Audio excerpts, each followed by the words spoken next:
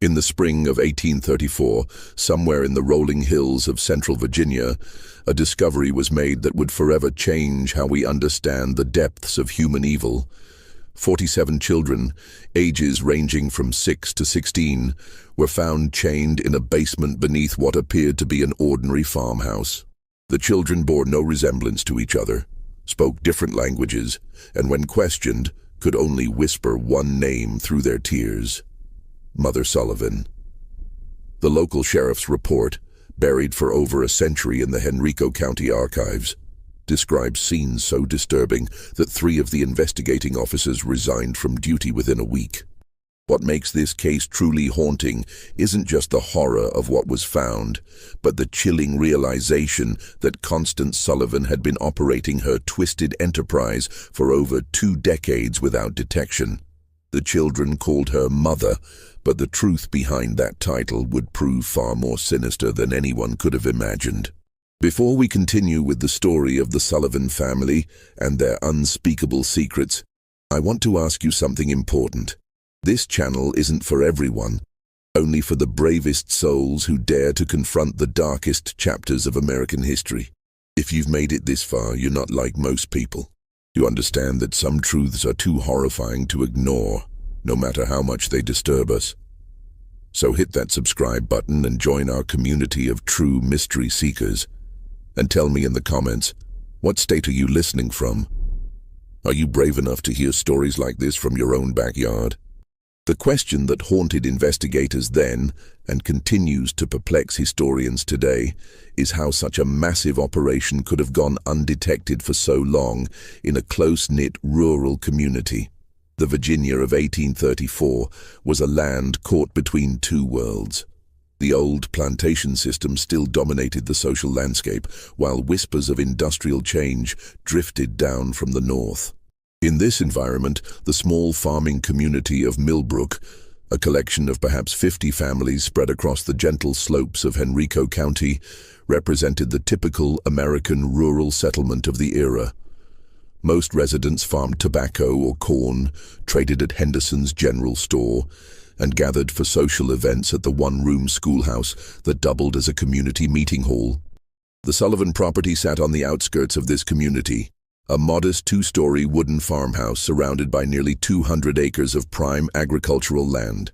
To any traveler passing along the dusty road that connected Millbrook to Richmond, the Sullivan farm appeared utterly unremarkable. The house itself, built in the Federal style popular during the 1810s, featured white-painted clapboard siding and a wraparound porch typical of Virginia architecture. A red barn stood 60 yards behind the house, with a chicken coop and smokehouse completing the typical farmstead layout. What made the Sullivan property unique wasn't visible from the road. Ezra Sullivan, who had purchased the land in 1809 with money inherited from his father's tobacco fortune, had spent considerable effort expanding the house's basement. While most Virginia homes of the period featured simple root cellars, the Sullivan basement extended far beyond the footprint of the house above. Local craftsmen remembered being hired for various excavation projects throughout the 1810s and 1820s, though none had seen the completed work. Ezra paid well and in cash, asking only that the workers focus on their assigned sections rather than the overall project. Constance Sullivan, Ezra's wife, had arrived in Millbrook in 1811 as a bride of 22. Neighbors remembered her as a handsome woman with dark hair and an unusually soft voice. She dressed simply but neatly, attended the Methodist church services when health permitted, and maintained a reputation for charitable works. When approached about contributing to community causes, Constance would inevitably explain that she and Ezra were already caring for several orphaned children from her family back in Pennsylvania. The arrangement, she explained, was temporary, just until suitable permanent homes could be found. This explanation satisfied the community's curiosity about the occasional glimpses of children around the Sullivan property. Mrs. Henderson at the general store would sometimes see a young face peering from the Sullivan wagon when Constance came to town for supplies. The children never spoke, but Constance would explain that they were shy, traumatized by the loss of their parents, and needed time to adjust to their new circumstances. The community, familiar with the tragedy of orphaned children in an era of high mortality rates, accepted these explanations without question. Thomas Henderson, who ran the general store, later recalled that Constance Sullivan was one of his most reliable customers. Every 2 weeks, she would arrive with a detailed list and enough cash to purchase substantial quantities of basic foodstuffs: flour, cornmeal, salt pork, molasses, and other staples. The quantities seemed large for a childless couple, but when Thomas mentioned this, Constance would remind him about the orphaned children. She also purchased unusual amounts of basic medicines, explaining that children from poor circumstances often arrived with various ailments that required treatment.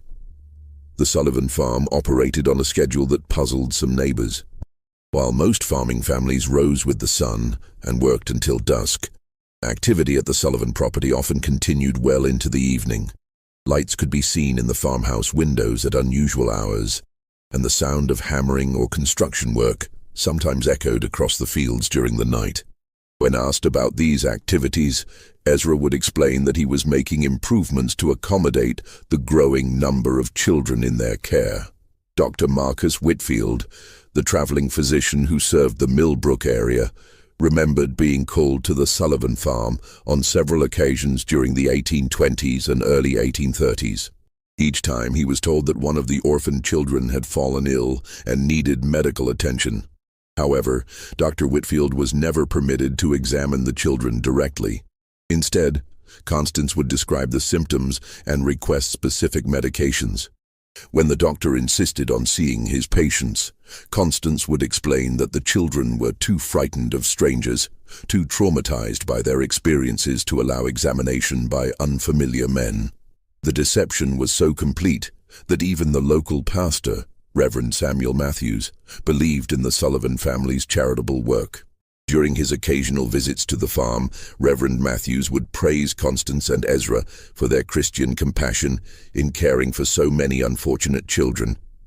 He offered to help find permanent homes for the orphans, but Constance would always explain that she was already in correspondence with relatives in Pennsylvania who would eventually take the children. The process, she assured him, simply required patience and careful arrangement. What none of the community members realized was that Constance Sullivan had been perfecting her deception for over 2 decades. The orphaned children were not temporary residents awaiting placement with loving families. They were prisoners, purchased, kidnapped, or lured from their families across multiple states, held in conditions that would make hardened criminals weep with horror. The discovery that would expose the Sullivan family's horrific secrets began with a series of seemingly unrelated incidents in the early months of 1834. February had been unusually harsh, with temperatures dropping well below freezing for weeks at a time. The bitter cold that gripped Virginia that winter would prove to be both a blessing and a curse for the 47 children trapped beneath the Sullivan farmhouse. On February 23, 1834, a traveling merchant named Jacob Stern was making his way from Richmond to Charlottesville when a violent snowstorm forced him to seek shelter. The Sullivan farm, being the closest building visible from the road, seemed like a natural choice for emergency accommodation. Ezra Sullivan, despite his obvious reluctance, could hardly refuse hospitality to a stranded traveler during such dangerous weather. Stern later described the evening as uncomfortably tense. Constance Sullivan served a simple meal of cornbread and salt pork, but conversation was stilted and awkward. The Sullivans seemed nervous, constantly exchanging glances and starting at every sound. When Stern asked about the children he had been told lived on the farm, Constance explained that they were all sleeping and mustn't be disturbed. The children, she said, had been ill with fever and needed their rest. What disturbed Stern most was the sound. Throughout the night, as he lay on a makeshift bed in the Sullivan parlor, he could hear what sounded like muffled crying coming from beneath the floor. When he mentioned this to Ezra the next morning, Sullivan claimed it was probably just wind whistling through gaps in the foundation. The sound was common in old houses, especially during cold weather. Stern accepted this explanation, but something about the Sullivans' manner continued to trouble him. The second incident occurred 3 weeks later on March 15th. Mary Catherine Flynn, a young Irish immigrant traveling with her family to seek work in the tobacco fields around Richmond, became separated from their group during a river crossing. Exhausted and frightened, she made her way to the Sullivan farm as darkness fell. Constance Sullivan took her in, offering food and shelter for the night. Mary Catherine was never seen alive again. When her family reported her missing to the sheriff in Richmond, they described their last known location and the direction Mary Catherine had been heading. A search party was organized, but the vast expanses of Virginia wilderness made finding a single missing person nearly impossible. The search was called off after a week, and Mary Catherine Flynn was presumed to have died of exposure or been killed by wild animals. The final incident that would lead to the discovery occurred on April 2, 1834. A local farmer named William Hutchinson was hunting rabbits in the woods that bordered the Sullivan property when he heard something that stopped him cold. From somewhere near the Sullivan farmhouse came the sound of children screaming. Not the ordinary cries of youngsters at play, but raw, desperate shrieks of pure terror. Hutchinson crept closer to investigate, hiding behind a stand of oak trees about 50 yards from the Sullivan house. For nearly an hour, he watched and listened. The screaming continued intermittently, always seeming to come from beneath the house rather than from inside it. At one point, he saw Ezra Sullivan emerge from what appeared to be a cellar door on the side of the house. Sullivan looked around nervously, then disappeared back underground. When Hutchinson reported what he had witnessed to his neighbors, opinions were divided. Some suggested that the orphaned children might be more troubled than the Sullivans had indicated, perhaps requiring discipline or medical treatment that could be distressing. Others, however, began to remember odd details that hadn't seemed important before. The unusual amounts of food Constance Sullivan purchased, the strange sounds neighbors occasionally heard at night, the fact that none of the supposed orphans had ever been seen in town or at community gatherings. Sheriff Benjamin Crawford, a veteran lawman who had served Henrico County for over 15 years, initially dismissed the concerns as neighborhood gossip. However, when William Hutchinson approached him directly and insisted on filing a formal complaint, Crawford agreed to investigate. The law required him to follow up on reports of potential child abuse, regardless of his personal opinion of the accusers. On the morning of April 8, 1834, Sheriff Crawford rode out to the Sullivan farm, accompanied by his deputy, Marcus Webb. They arrived just after sunrise, expecting to conduct a routine inspection that would put the community rumors to rest. Constance Sullivan met them at the door, her manner calm and welcoming. She invited the officers inside for coffee and expressed concern about the gossip circulating in the community. The conversation began normally enough.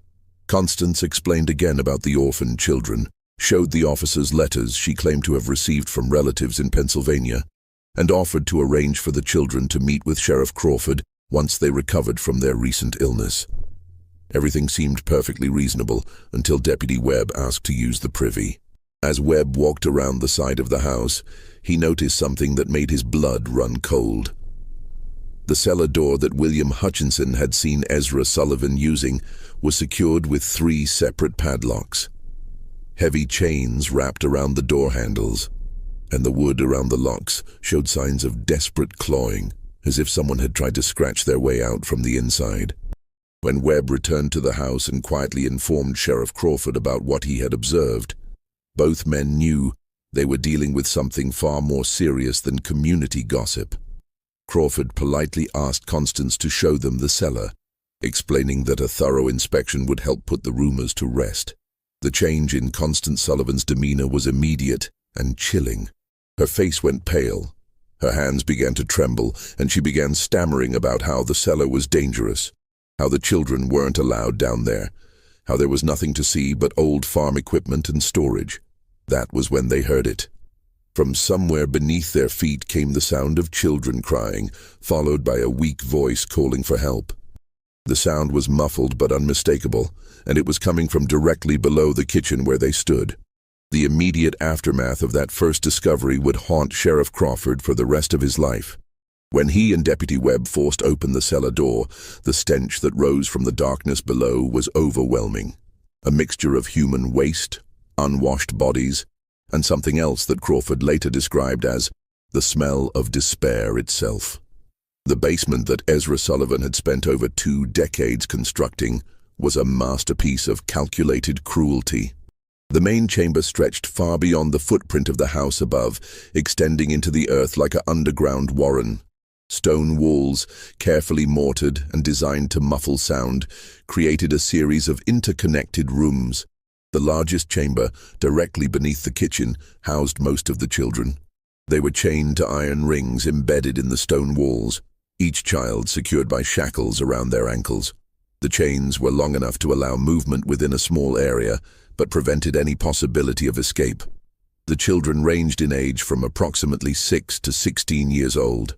They were emaciated, their clothes reduced to rags, their bodies bearing the marks of prolonged neglect and abuse.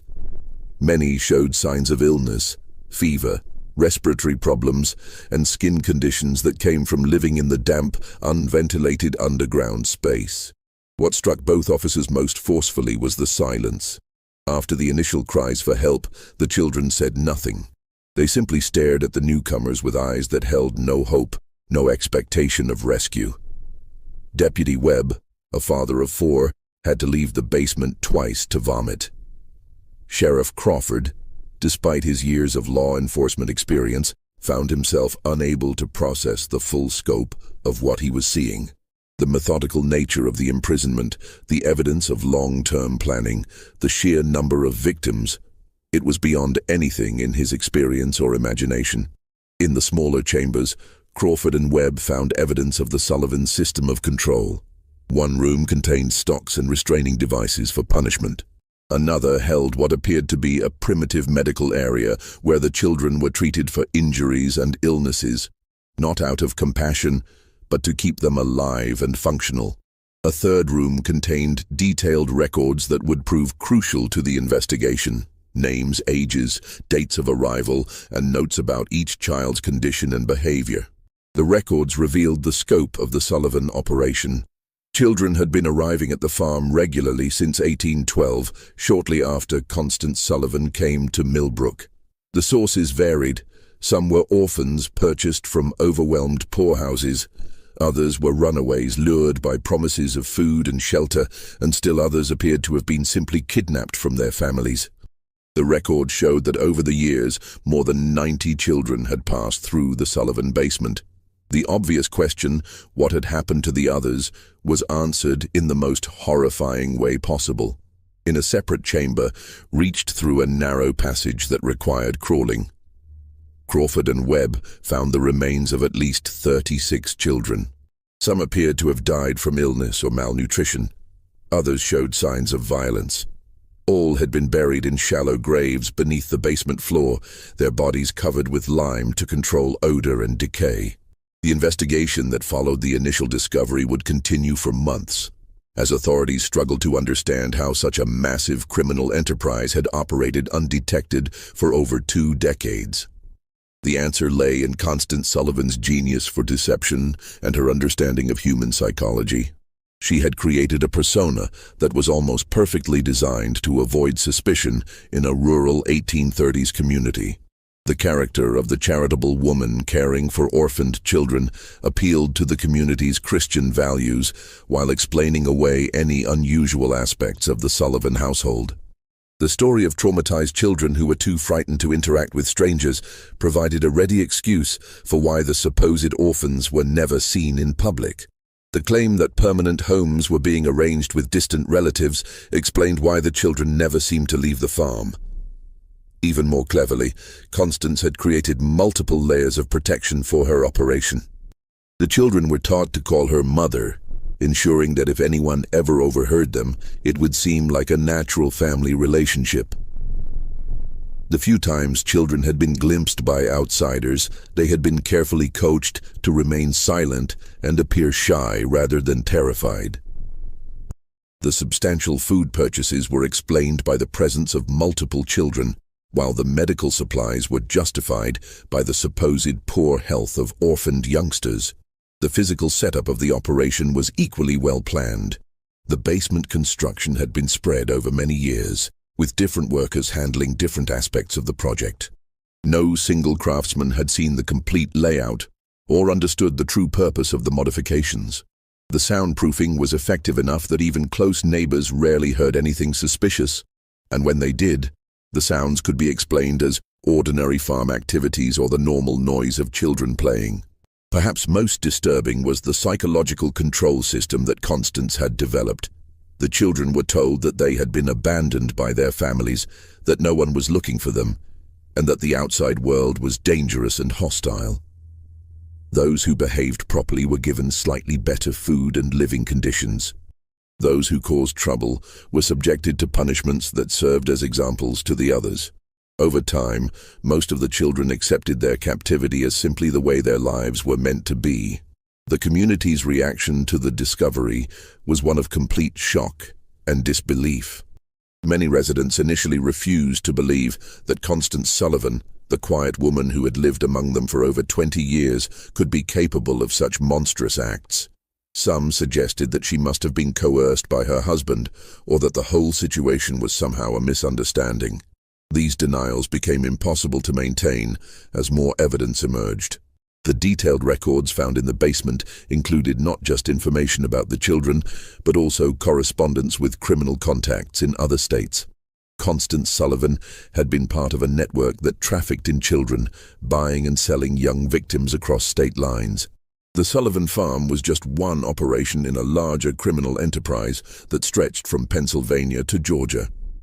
As Sheriff Crawford delved deeper into the Sullivan case, disturbing patterns began to emerge that suggested the operation was far more sophisticated than initially believed. The correspondence found in the basement revealed that Constance Sullivan had been in regular contact with at least 12 other individuals across 5 states, all apparently involved in similar activities. The letters, written in a simple code that was eventually deciphered, discussed merchandise, deliveries, and quality control in language that clearly referred to human trafficking. One letter, dated just 3 months before the discovery, came from someone identified only as A. Morrison in Philadelphia.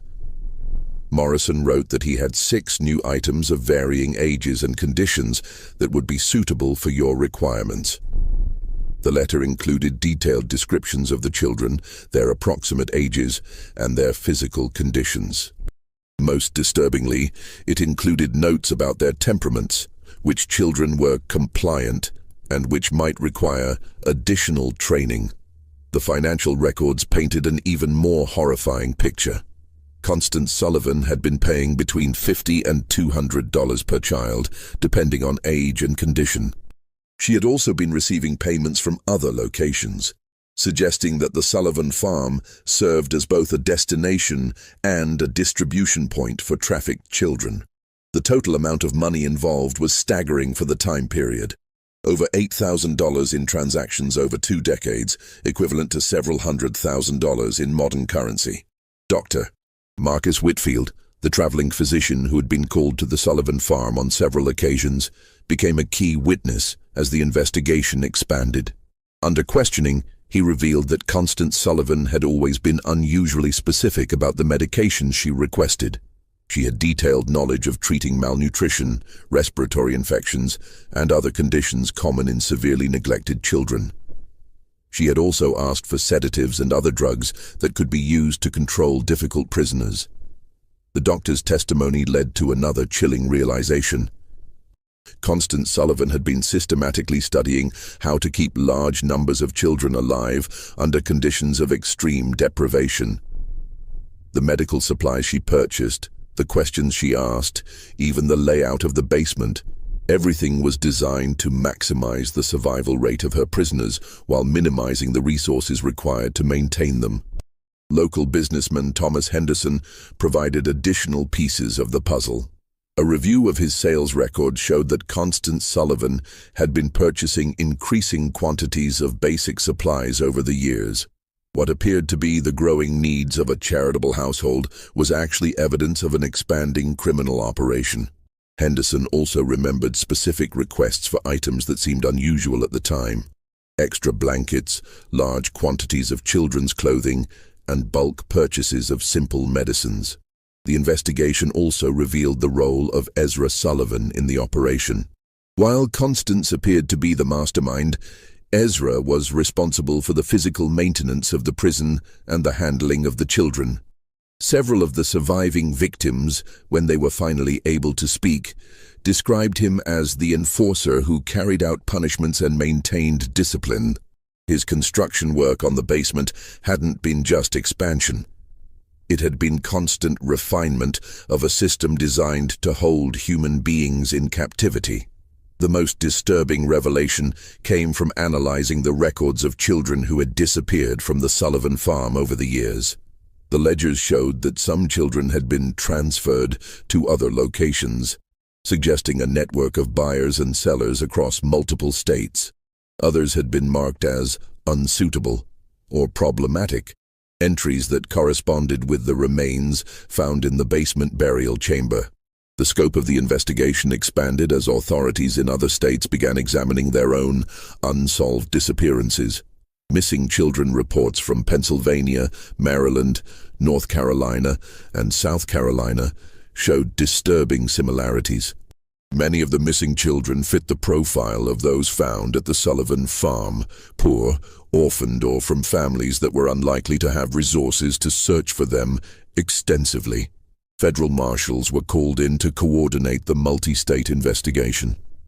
This was unprecedented for the time period, as most law enforcement was strictly local.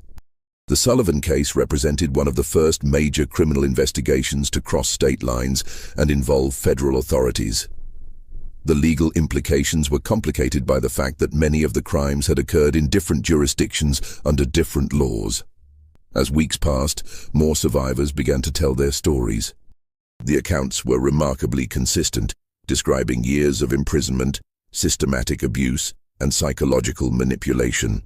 The children described how new arrivals were broken in, subjected to isolation, punishment, and indoctrination until they accepted their fate.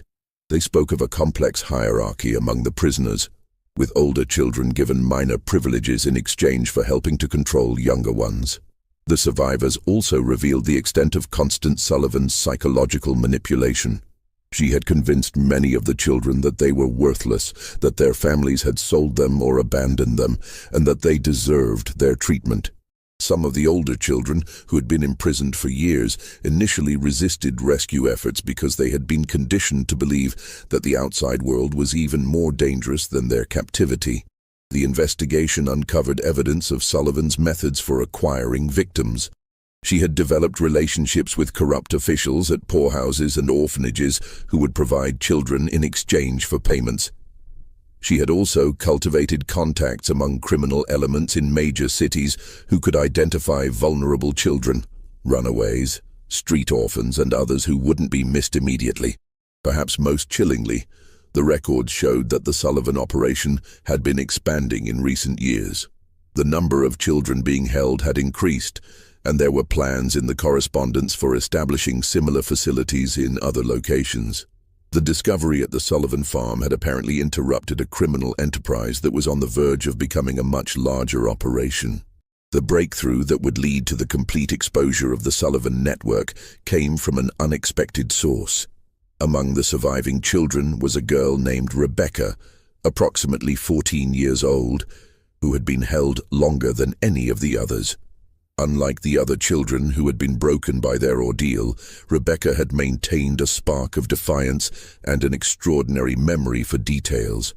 Rebecca had been kidnapped from her family's farm in Pennsylvania in 1829 when she was just 9 years old. She remembered everything about her capture: how a woman claiming to be a distant relative had arrived at their farm, how she had been lured away with promises of sweets and a ride to town, how she had awakened chained in the Sullivan basement. More importantly, she remembered every conversation she had overheard between Constance Sullivan and the various visitors who had come to the farm over the years. Rebecca's testimony revealed that the Sullivan operation was just one part of a much larger network. She had heard Constance discussing other farms, other locations where children were being held. She remembered names, dates, and details about shipments of children being moved between different facilities. Her information provided law enforcement with their first comprehensive picture of the scope of the criminal enterprise. The most significant revelation came when Rebecca described a visit that had occurred just 2 weeks before the discovery. A well-dressed man had arrived at the farm in an expensive carriage, accompanied by 2 other men. Rebecca had been selected, along with 3 other children, to be inspected by the visitors. The man had examined them carefully, checking their teeth, their muscle tone, and their general health like a buyer evaluating livestock. The visitor had ultimately decided not to purchase any of the children, complaining that they were too damaged for his purposes. However, he had left behind a letter containing detailed specifications for the type of children he wanted to purchase.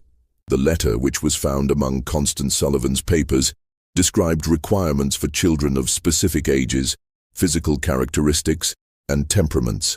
The language was cold and businesslike, discussing human beings as commodities to be bought and sold. The letter was signed H. Blackwood and included a return address in Charleston, South Carolina. When authorities investigated, they discovered that Henry Blackwood was a wealthy plantation owner who had been purchasing children for years, ostensibly as household servants, but actually for purposes that the investigation would reveal to be even more sinister than the Sullivan operation. The Blackwood connection opened up an entirely new dimension of the case. Southern plantation owners, it appeared, had been using the child trafficking network to acquire workers who would be completely under their control. Unlike enslaved people who had some legal protections and whose disappearance might be noticed, trafficked children could be worked to death with no legal consequences. They had no families to search for them, no legal status to protect them, and no hope of escape. The investigation of the Blackwood connection revealed that several other prominent Southern families had been involved in similar purchases. The children were being used not just as laborers, but as subjects for medical experiments, as targets for violent entertainment, and for purposes that the investigators found too disturbing to document fully in their official reports. As the scope of the criminal network became clear, the investigation faced increasing resistance from powerful interests. Several of the families involved in purchasing children had significant political connections and substantial resources to protect themselves. Threats began to be made against investigators, witnesses, and even the surviving children. Sheriff Crawford received anonymous letters warning him to drop the investigation. Deputy Webb was attacked by unknown assailants while walking home from work. Dr. Whitfield found his medical practice suddenly boycotted by several prominent patients. The pressure was clearly designed to intimidate law enforcement and prevent the full extent of the network from being exposed. The situation became even more dangerous when one of the surviving children, a boy named Timothy, who had been providing crucial testimony, disappeared from the temporary shelter where he was being housed. A search was conducted, but Timothy was never found. The message was clear: those who cooperated with the investigation would face severe consequences. Despite the intimidation, the investigation continued. Federal marshals provided additional security for key witnesses and investigators. The surviving children were moved to more secure locations, and armed guards were posted at the Sullivan farm to protect the physical evidence. The case had become a test of whether the American legal system could function when confronted with crimes involving wealthy and powerful perpetrators. The pressure reached its peak when Constance Sullivan herself was found dead in her jail cell. The official cause of death was listed as suicide, but the circumstances were suspicious. Sullivan had been scheduled to testify about the full extent of the criminal network, including the names of all her contacts and customers. Her death eliminated the investigation's most important witness and source of information about the broader conspiracy. The mysterious death of Constance Sullivan sent shockwaves through the investigation team. If powerful interests were willing to eliminate key witnesses, no one involved in the case was safe. The investigation had uncovered a criminal enterprise so vast and so well connected that it posed a threat to some of the most prominent families in American society. Just when it seemed that the investigation might be derailed by intimidation and violence, an unexpected development changed everything. A former employee of Henry Blackwood, motivated by guilt over what he had witnessed, came forward with evidence that would blow the case wide open. The employee, a man named Samuel Pierce, had worked as an overseer on the Blackwood plantation and had detailed knowledge of the children who had been purchased from the Sullivan network. Pierce brought with him documents that proved the connection between the Sullivan operation and the Southern buyers. More importantly, he had witnessed the fate of many of the children who had been sold to plantation owners.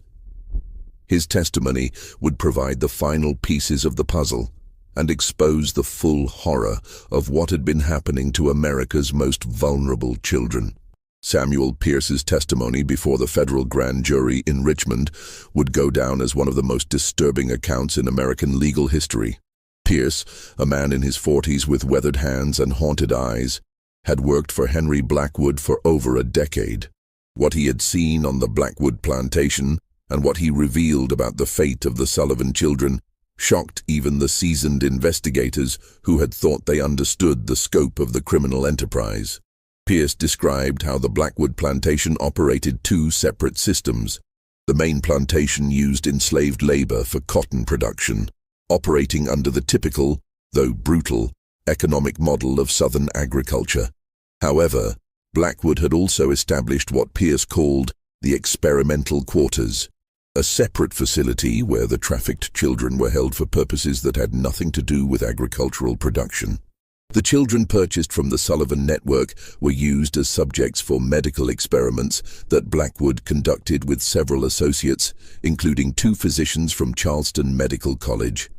The experiments were designed to test the limits of human endurance, to study the effects of various drugs and treatments, and to satisfy the scientific curiosity of men who viewed the children as laboratory animals rather than human beings. Pierce's most damning testimony concerned the detailed records that Blackwood maintained of these experiments. The plantation owner had documented everything: the children's reactions to different treatments, their survival rates under various conditions, and the progression of diseases that were deliberately introduced to study their effects. The records showed that Blackwood and his associates had been conducting systematic torture disguised as medical research. The testimony revealed that at least 37 children from the Sullivan network had been sold to Blackwood over the years. Of these, only 4 had survived long enough to be transferred to other buyers. The rest had died as a result of the experiments, malnutrition, or the brutal working conditions in the experimental quarters. Their bodies had been buried in unmarked graves in a remote section of the plantation. Pierce also provided information about the broader network of buyers. He had been present at meetings where Blackwood discussed purchases with other plantation owners, wealthy businessmen, and even some politicians.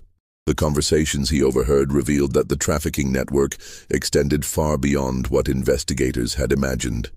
Children were being bought and sold across the entire country, with different buyers having different requirements and purposes. The most shocking revelation came when Pierce described a gathering he had witnessed in the fall of 1833. Blackwood had hosted what he called a demonstration for potential buyers from across the South. The event was designed to showcase the quality of the children available through the network and to demonstrate the various uses to which they could be put. Pierce's description of this gathering was so disturbing that several members of the grand jury had to leave the room. The demonstration had included displays of the children's ability to perform various types of work, their responses to different forms of punishment and control, and their suitability for different types of exploitation. The buyers had been encouraged to examine the children closely, to test their reactions, and to place orders for specific types of victims. The entire event had been conducted with the casual, business-like atmosphere of a livestock auction. Pierce's testimony also revealed the financial scope of the network. The prices paid for children varied dramatically based on their age, physical condition, and intended use. Younger children, who could be more easily controlled and conditioned, commanded higher prices. Children with specific physical characteristics or abilities were sold at premium rates. The total amount of money involved in the network was estimated to be in the hundreds of thousands of dollars, a fortune for the time period. The investigation team used Pierce's information to coordinate raids on multiple locations across the South.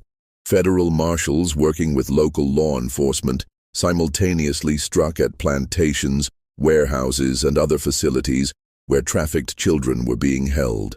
The raids were conducted in secrecy to prevent the destruction of evidence and the escape of key perpetrators. The results of the coordinated raids were staggering. Over 100 additional children were rescued from various locations. Physical evidence was seized that documented the full extent of the trafficking network, including financial records, correspondence, and detailed logs of purchases and sales. Several prominent individuals were arrested, including Henry Blackwood, 2 physicians from Charleston Medical College, and a state legislator from Georgia, who had been one of the network's best customers. The evidence seized during the raids painted a picture of systematic evil that shocked the nation. The trafficking network had been operating for over 30 years, had involved dozens of major buyers and sellers, and had victimized hundreds of children. The level of organization and sophistication was unprecedented for any criminal enterprise of the time period.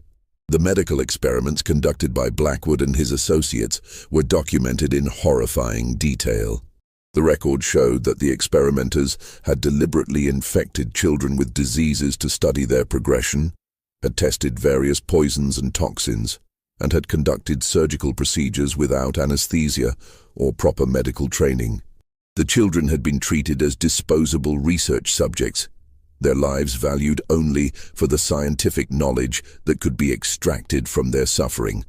The investigation also revealed the corruption that had made the network possible.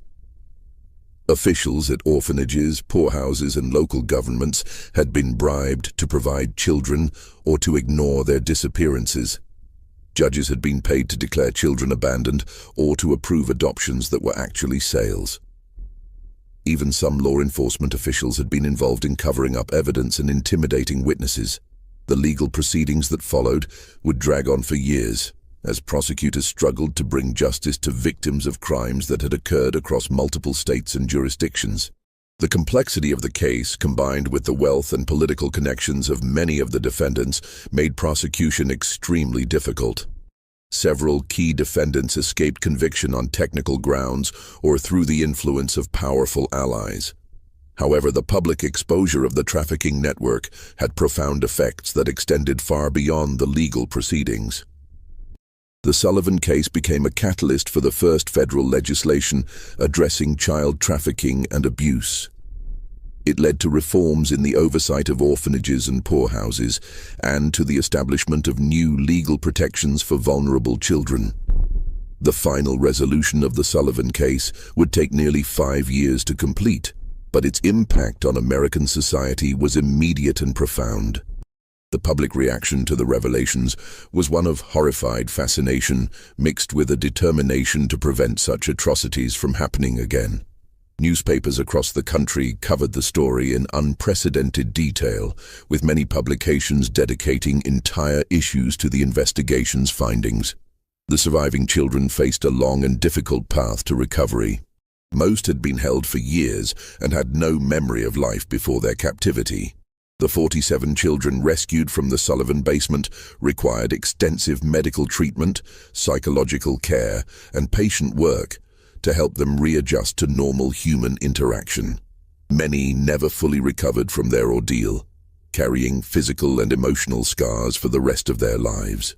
Rebecca, the 14-year-old girl whose testimony had been crucial to exposing the broader network, became something of a celebrity as news of her courage spread.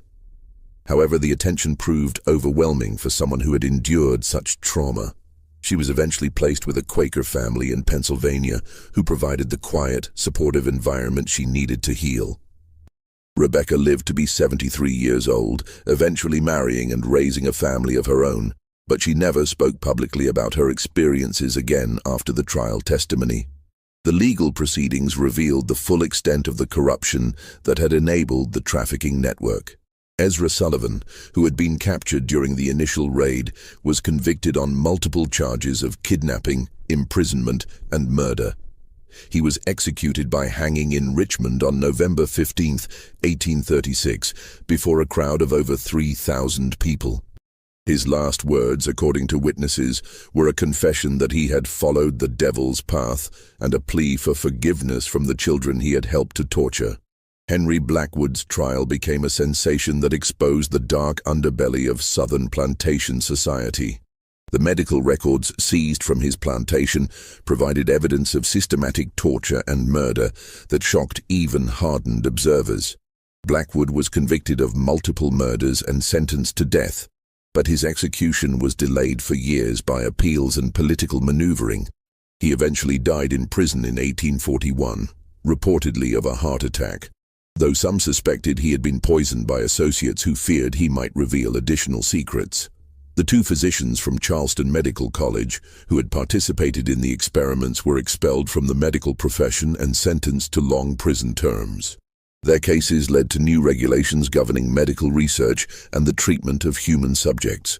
The medical college itself faced a scandal that nearly resulted in its closure, as investigators revealed that several other faculty members had knowledge of the illegal experiments but had failed to report them. The investigation's most frustrating aspect was the number of powerful individuals who escaped justice despite clear evidence of their involvement. Several wealthy plantation owners fled to Europe before they could be arrested. Others used their political connections to avoid prosecution or to receive minimal sentences that didn't reflect the severity of their crimes. A state legislator from Georgia who had been one of the network's major customers was censured by his legislature but never faced criminal charges. The financial investigation revealed that the trafficking network had generated enormous profits for its organizers. Constance Sullivan alone had accumulated over $12,000 in profits over her 20-year operation, a sum equivalent to several $100,000 in modern currency. Much of this money was never recovered, as it had been invested in legitimate businesses or hidden in accounts that investigators couldn't trace. The Sullivan farm itself became a symbol of the horrors that had been uncovered. The property was seized by the government and eventually sold at auction, but no one wanted to live in a place associated with such evil. The house was demolished in 1845, and the basement was filled with concrete and sealed permanently. A small cemetery was established on the site to memorialize the children who had died there, though most of their names were never known. The case led to significant reforms in child welfare and protection. Virginia passed the first comprehensive child protection laws in American history, establishing government oversight of orphanages and requiring background checks for anyone seeking to adopt or care for large numbers of children. Other states quickly followed with similar legislation, creating the foundation for modern child welfare systems. The federal government also responded with new laws addressing interstate crimes and human trafficking. The Sullivan case had demonstrated the limitations of state-by-state law enforcement when dealing with crimes that crossed jurisdictional boundaries. New federal statutes gave marshals expanded authority to investigate and prosecute trafficking cases, establishing precedents that would prove crucial in later criminal justice developments. Perhaps most importantly, the case changed public awareness about the vulnerability of children and the need for systematic protection. The romantic notion of the charitable individual caring for orphaned children was replaced by a more realistic understanding of the need for institutional oversight and legal safeguards. The phrase, "another Sullivan case," entered common usage as a warning about the potential for abuse in situations involving vulnerable children. Dr. Marcus Whitfield, the physician who had unknowingly enabled the Sullivan operation through his medical consultations, dedicated the rest of his career to child welfare.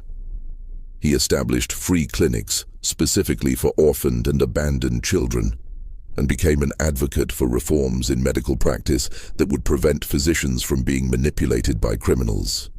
His later writings on medical ethics were influenced heavily by his experience with the Sullivan case. Sheriff Benjamin Crawford, who had led the initial investigation, was promoted to federal marshal and spent the rest of his career pursuing similar cases. He became one of the first law enforcement officials to specialize in crimes against children, developing investigative techniques and procedures that would be used for decades. Crawford's detailed reports on the Sullivan case became required reading for law enforcement officers across the country. The children's stories, as they emerged over the years, revealed the full scope of human resilience and the long-term effects of systematic abuse. Some, like Rebecca, were able to build relatively normal lives with proper support and care. Others struggled with mental illness, addiction, and other problems that stemmed from their traumatic experiences. A few never recovered at all, dying young from complications related to their years of imprisonment and abuse. The network's correspondence, which had been preserved as evidence, provided investigators with information that led to additional cases for years after the initial discovery. Letters found in the Sullivan basement contained references to other operations, other victims, and other perpetrators. Some of these leads resulted in successful prosecutions, while others led to dead ends or situations where too much time had passed to gather sufficient evidence. One of the most haunting aspects of the case was the realization that the Sullivan operation had been just one part of a much larger system of exploitation that had existed largely undetected for decades. The investigation revealed that similar networks had operated in other parts of the country, that children had been bought and sold like commodities throughout American history, and that the legal and social systems had been inadequate to protect the most vulnerable members of society. The case also highlighted the role of community responsibility in preventing such atrocities. The residents of Millbrook, who had lived for 20 years next to one of the most horrific crime scenes in American history, struggled with guilt and self-examination. How had they failed to see what was happening? What signs had they missed or ignored? Could they have prevented the suffering if they had been more vigilant or suspicious? These questions led to broader discussions about the obligation of communities to watch out for their most vulnerable members. The Sullivan case became a cautionary tale about the dangers of accepting explanations without investigation, of respecting privacy when that respect enabled abuse, and of assuming that respectable appearances guaranteed moral behavior. The legacy of the Sullivan case extended far beyond the immediate legal and social reforms it inspired.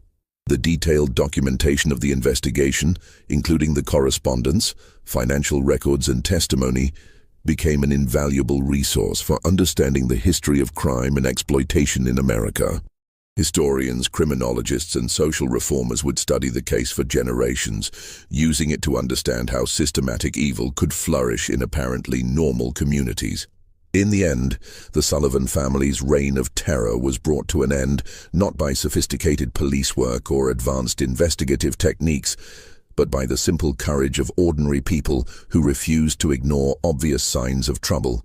William Hutchinson's decision to report what he had heard, Sheriff Crawford's willingness to take community concerns seriously, and Rebecca's determination to testify despite her trauma. These individual acts of moral courage were what ultimately exposed one of the most horrific criminal enterprises in American history. The basement, where 47 children were found chained, has been sealed for over a century, but the echoes of their suffering continue to remind us of the importance of vigilance, courage, and compassion in protecting those who cannot protect themselves. The Sullivan case stands as both a testament to human evil and a reminder of the power of individual conscience to overcome even the most entrenched systems of exploitation and abuse. If this story has given you chills, you understand why these dark chapters of American history must never be forgotten. Just when we thought we'd seen it all, the horror in places like the Sullivan farm intensifies our understanding of how evil can hide behind respectable facades. If this story is giving you chills, share this video with a friend who loves dark mysteries. Hit that like button to support our content, and don't forget to subscribe to never miss stories like this. Let's discover together what other secrets lie buried in America's past. This mystery shows us that evil often wears the mask of respectability, and that the most horrific crimes can be committed by those who appear most normal to their communities. What do you think of this story? Do you believe everything was revealed, or are there still secrets buried in the Virginia hills? Leave your comment below. If you enjoyed this tale and want more horror stories like this, subscribe, hit the notification bell, and share with someone who loves mysteries. The darkness of American history has many more secrets to reveal, and we'll be here to uncover them all. See you in the next video.